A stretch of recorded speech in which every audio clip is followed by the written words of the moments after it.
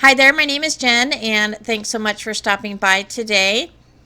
Today I am creating a card using this beautiful Colorado Craft Company stamp set, which is called Happy Peony. It's a nice big stamp set, and I'm going to do a little bit of alcohol marker coloring today, which is not my usual video because I am constantly in practice of alcohol marker coloring, but I thought it'd be fun to go ahead and do an entire flower with some alcohol marker coloring, a little out of my comfort zone.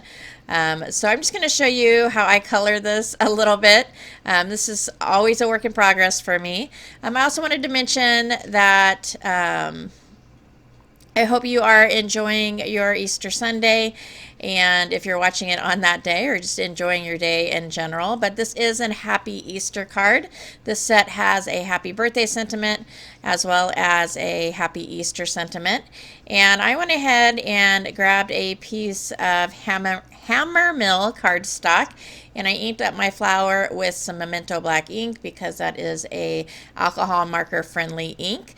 And I'm going to use my Ohuhu markers today because I have a greater color choice than the Copics that I have, and I'm using some kind of blue-gray colors.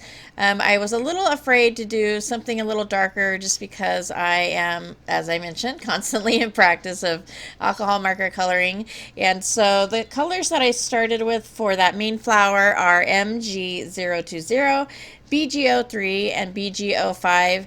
And for the flower, I started out with the darkest color from the center of the petal, and then I take the mid-tone and flick that color out, and then I'll take the lightest from the top, and I do repeat that one more time after I finish the initial coloring.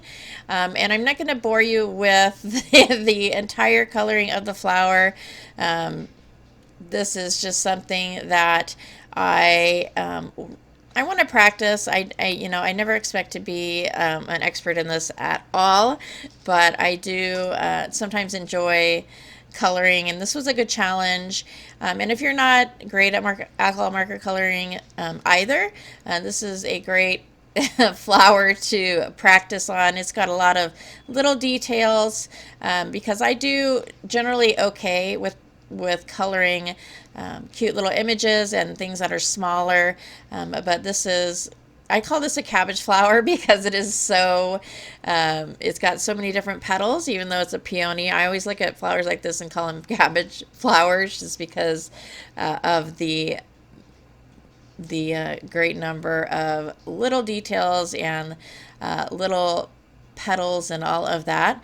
I was really happy at coloring these berries. Basically what I did was I went down with the lighter color, and then for the shadows I went in with a darker color, and then with my mid color I went in and I just made circular motions to really blend that out. It blended it out really nicely, especially since that dark color and the mid-tone aren't a super close match together, and so going in and making little circular motions really helped to blend that out. And the colors I use for the berries are V020, V030, and P4. And then for the background, I took the lightest blue marker, I believe that was a MG020, and I just colored the entire top using that marker. And then on the bottom portion, I colored gray. So there's a little bit of gray in the background on the top, and then a little bit of gray, or a little bit of blue on the background on the top, and a little bit of gray on the bottom. And then here I'm using this is a Wink Stella pin, but it's a fine point. I don't know if they make these anymore, but I will check when I do my a product listing in the description. And I'm just taking that and making little dots kind of on the end of the little things in the middle of the flower, which I can't recall what those are called right off the bat. And then I'm going to add some dots around the petals and the background as well. And then for the sentiment, I am using the Happy Easter, and so I will put that in my Misty. I'm going to stamp this up with some VersaFine black ink just because it is my favorite detail ink, which is really great for sentiments. And so I'll go ahead and stamp up Easter and then stamp up the word Happy. And I'm going to trim a little bit off just so there's a little bit of a mat, and I will adhere this to a 4 1/4 by 5 1/2 piece of white cardstock. And so I'm just going to take a tape runner and add some adhesive to the back of that, and then secure that onto my 4 1/4 by 5 1/2, and that's going to finish off this card.